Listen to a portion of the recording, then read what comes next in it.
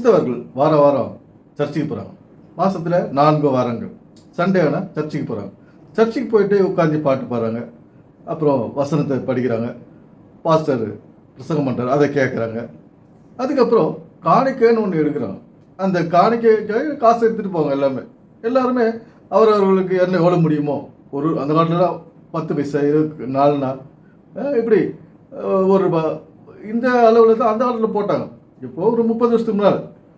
அப்போ அவங்க சக்திக்கு ஏற்ற மாதிரி இப்போ போடுறாங்க. 100, 200, 500 கூட போடுறாங்க. இங்கே பல விதத்தில் காணிக்கைகளை நம்மக்கிட்ட இருந்து வாங்குறாங்க. ஏன்னா ஏதோ காரணம் காட்டி உட்காந்துக்கிற பில்டிங்க்கு காணிக்கை கேட்குறாங்க, கரண்ட்டு பில்லுக்கு காணிக்கை கேட்குறாங்க, ஃபேன் லைட்டில் உட்காந்துக்கிறோமே அதுக்காக ஏசி போகிறதுக்கு அதுக்கு தனியாக ஒரு காணிக்கை யாருக்கு விருப்பப்பட்டாலும் கொடுங்கன்னு ஒருத்தருக்கு சொல்கிறாரு. கரண்ட்டு பில் கட்ட காசு இல்லை, அது தனியாக இதுக்குன்னு யாராவது ஸ்பான்சர் இருந்தால் அதை நீங்கள் ஸ்பான்சர் பண்ணிங்கன்னா ஏசி போட்டுக்கலாம், நல்லா குழுன்னு உட்காந்தின்னு நம்ம கர்த்தரை தேவனை ஆராதிக்கலாம் அப்படின்னு ஒரு பாசம் சொல்கிறார். இப்படி சர்ச்சுக்கு போகிறவங்ககிட்ட பலவிதமான வழியில் காணிக்கின்ற பேரில் காசை கறந்துடுறாங்க. ஏன்னா இப்போது நம்ம ஜான் ஜெபராஜ் எப்படி காணிக்க வாங்குறாரு நம்ம பார்ப்போம். கற்றுக்கிட்டு ஏசு நல்லவர்னு யார் சொல்கிறாங்களோ அந்த ஊழியக்காரன் கீழே போய் உட்காந்து தமிழ்நாட்டில் மரியாதையாக ஏசு நல்லவர்னு பிரசங்கம் பண்ணிட்டு ஓடி போயிரு. மற்ற ஊழியக்காரனை குறை சொல்கிறது பப்ளிக்கில் உட்காந்து ஒரு நாள் மாண்டவன்லாம் அடிச்சு உடச்சு ஆமேன்னு சத்தமாக சொல்லணும்.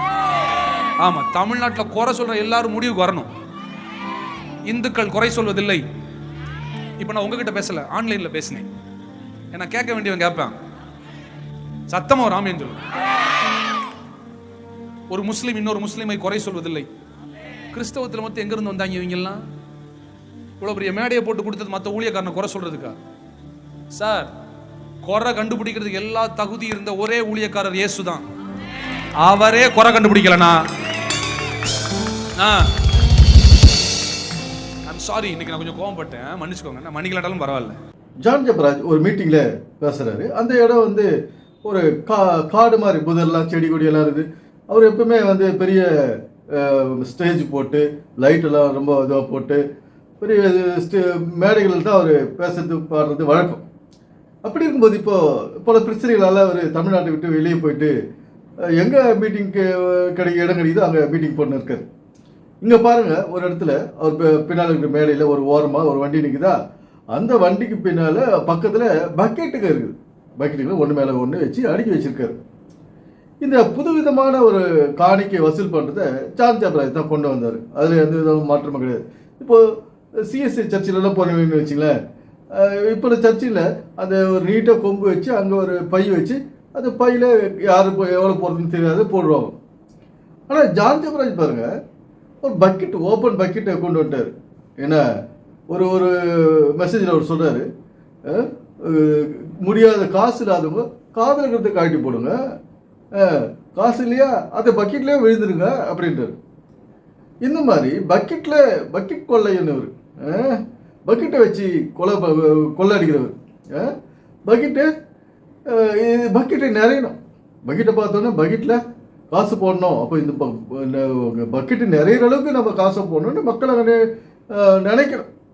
பக்கெட் நிறைய நம்ம காசு கொடுத்தோம்னா நமக்கு அசிங்கமாச்சு. நம்ம மீட்டிங் அட்டன் பண்ணுறதே அசிங்கமாச்சு. இந்த மீட்டிங் வந்து ஆர்கனைஸ் பண்ணுறாரு, கூப்பிட்டாரு ஜான் ஜெபராஜ், அவருக்கு அசிங்கமாச்சு அப்படின்னு மக்கள் கொட்டும். என்ன இப்படி மக்களுடைய மனநிலையில் இவர் பூந்து விளையாடி இருக்காரு ஜான் ஜெபராஜ். இங்கே காணிக்க அப்படின்னா காசு அப்படின்னு வச்சுட்டு இருக்கிறாங்க.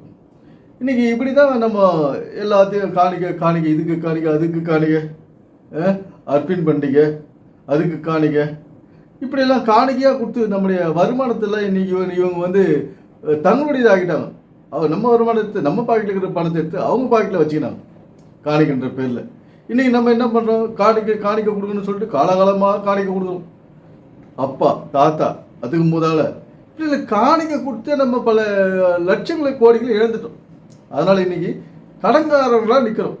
ஏன் கடன்காரர்கள் ஆனோம்? இந்த காணிக்கின்ற பேரில் நம்ம கிட்ட இருந்து இவங்க 100, 50, 500, 1000 இன்னைக்கு பிடுங்கி பல விதத்தில் காணிக்கின்ற பேரில் நம்ம காசெல்லாம் அவங்க வாங்கி அவங்க இன்னைக்கு பணக்காரன் ஆகிட்டாங்க. நம்ம காலகாலமாக எல்லாருக்கும் கொடுத்துக்கிறோம் காணிக்க. போகிற சர்ச்சுக்கு ஒரு காணிக்க, ஜான் ஜெபராஜ் மீட்டிங் வச்சு அவருக்கு ஒரு காணிக்க, யார் யார் ஜோம் பண்ண வீட்டுக்கு வராங்களோ அவங்களுக்கெல்லாம் காணிக்க. எப்படி வேற இடத்துலேருந்து வருவாங்க, நான் இந்த பாஸ்டர் அந்த பாஸ்டர்னு சொல்லிட்டு அவங்களுக்கெல்லாம் காணிக்க. விசிட்டிங் வந்த காணிக்க, சர்ச்சுக்கு போய் இப்போ காணிக்க போடுறோம், ஒரு கவரில் வேற வச்சு கொடுக்கணும். இப்படி பல ரூபத்தில் நம்ம காசு வந்து இன்னைக்கு களவாடப்படுகிறது என்ன. அதனால் இன்னைக்கு காணிக்கைன்னா காசு தான் இந்த பைபிள் சொல்லுது. தசமபாகனா காசுன்னு யோசிச்சுங்கிறாங்க. இந்த வேதம் வந்து நம்முடைய காசை களவாடுறதுக்கு இங்கே ஐடியா சொல்லலை. எப்படி நம்முடைய பாக்கெட்டுகளில் உழைக்கிற காசை நம்ம கஷ்டப்பட்டு வேலை சிந்தி வெயிலையும் மழையிலையும் பனிலையும் ஓடி சம்பாதிக்கிற காசை கடவுள் பேரை சொல்லி நீ மற்றவங்களுக்கு கொடுத்துரு, மனுஷனுக்கு கொடுத்துருன்னு சொல்லலை. கஷ்டப்படுற காசை நீ சேர்த்து வச்சுக்கோ, எதிர்காலத்தில் அது உனக்கு உதவும். அதுதான் இங்கே காணிக்கன்றது. என்னது வரும் காலத்தில் நம்ம பாதுகாப்பிற்காக சேர்த்து வைக்கிறது தான் இங்கே காணிக்கை. சில பேர் இப்படி இந்த காணிக்கன்ற வார்த்தை வந்து பல அர்த்தங்களை கொடுக்கும். என்ன காசுன்னா காணிக்கைன்னா காசு மட்டும் கிடையாது. இப்போ கல்வி, நல்ல கல்வியை ஒவ்வொருத்தனா செய்வாங்க. அந்த படிக்கிற சர்டிஃபிகேட் எடுத்து போய் சாமிக்கிட்ட வைப்பாங்க. என்ன இப்படியெல்லாம் நடக்குது. அது மாதிரி நாம் கற்ற கல்வியை நான் பாஸ் பண்ணிட்டேன், நான் இந்த இந்த இந்த இந்த சப்ஜெக்டில் பாஸ் பண்ணிட்டேன், இந்த டிகிரியில் பாஸ் பண்ணிட்டேன், இன்ஜினியரிங் பாஸ் பண்ணிட்டேன், டாக்டரில் பாஸ் பண்ணிட்டேன், ஒரு சப்ஜெக்ட் விடாத இந்த சர்டிஃபிகேட்டு அப்படின்னு நிறைய பேர் கொடுக்குறாங்க. ஏன்னா நம்ம பார்த்துருக்குறோம். இதுதான் காணிக்கை, இதுவும் ஒரு காணிக்கை, இதுதான் முக்கியமான காணிக்கை. பைபிள் சொல்கிற ரகசிய மறைபொருள் படி பார்த்தா கல்வியை நம்ம காணிக்கையாக கொடுக்கணும் கர்த்தருக்கு. இன்றைக்கி நம்ம படிக்காத வெறும் பாக்கெட்டில் இருக்கிற 10 பைசாவை அவங்ககிட்ட கொடுத்துட்டு இன்றைக்கி நம்ம கடங்காரெலாம் நிற்கிறோம். இது பாருங்கள் எவ்வளோ அது ஒரு தாறுமாறாக போயிருக்குது இன்றைய கிறிஸ்தவம். மக்களுடைய எல்லா மக்களுமே அவங்கவுங்க கடவுளுக்கு அவங்கவுங்க காணிக்கை கொடுக்குறாங்க. ஏன்னா அது கிறிஸ்தவர்கள் ரொம்ப அதிகமாக காணிக்கை கொடுத்து இன்றைக்கி வாடகை வீட்டில் உட்காந்துக்கிறாங்க. வாடகை வீட்டில் உட்காந்து வாடகை கொடுக்க கூட முடியாத கஷ்டப்பட்டுங்கிறாங்க. இன்றைக்கி நேரத்தோட காலத்தோட ஒரு சொந்த வீடை வாங்கலாம் அப்படின்ற ஒரு எண்ணமே வரமாட்டேங்குது.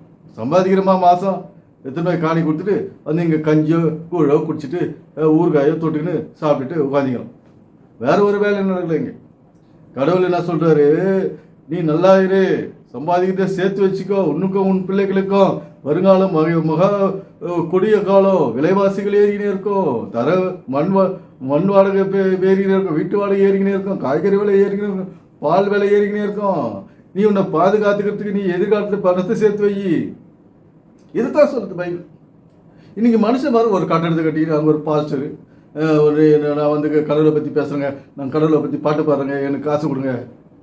இது பைபிளுக்கு விரோதமானது, கடவுளுக்கு விரோதமானது, வேதத்துக்கு விரோதமானது. இதெல்லாம் இன்றைக்கி நம்ம அதை தான் தீவிரமாக செஞ்சுக்கிறோம். தேவையில்லாதது பைபிள் சொல்லாது, பைபிள் எது முக்கியத்துவம் படுத்தலையோ அது ரொம்ப தீவிரமாக செய்கிறோம்.